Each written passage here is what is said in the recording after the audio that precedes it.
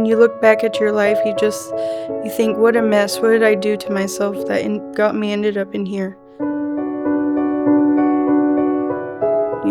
What are you going to do when you get out? Are you going to change, or are you going to just stay the same? And I really wanted to change.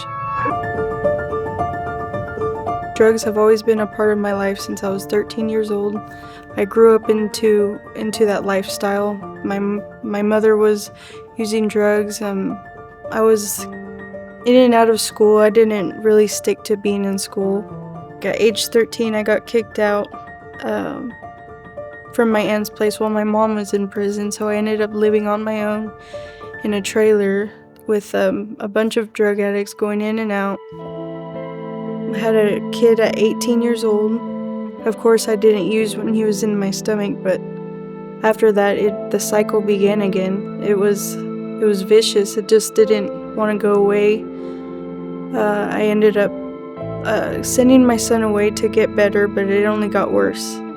It turned into a raid, and I was caught up in the middle of it. They didn't file the charges until I turned 18, and I got intent to distribute methamphetamine.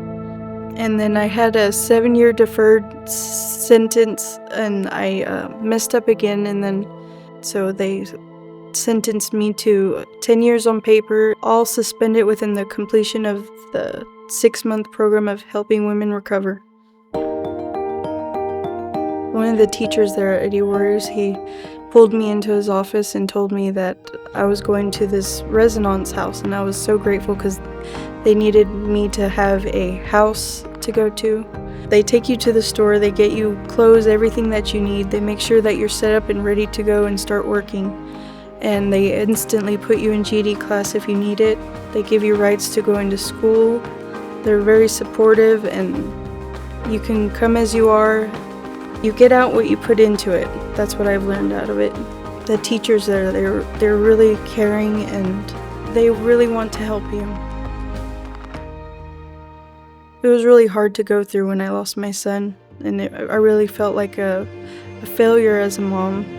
So I wanted to work through all the things that I wasn't aware of that I was doing, and learn of better ways that I could support him being away from him. So the best thing I could have done was put him in a loving home. He's with my ex's family, and I get to talk to him every so often, so I love that. Right now they're trying to adopt him, so I'm working really hard to get on my feet and eventually try to fight that. There are things in life that I knew that I had to change. One thing I decided to change was the place and the people. Now I'm surrounded by a whole bunch of caring, supportive people in my program, and I really think it's God sent. So I put my all into it. It might have been really emotional, but I really tried.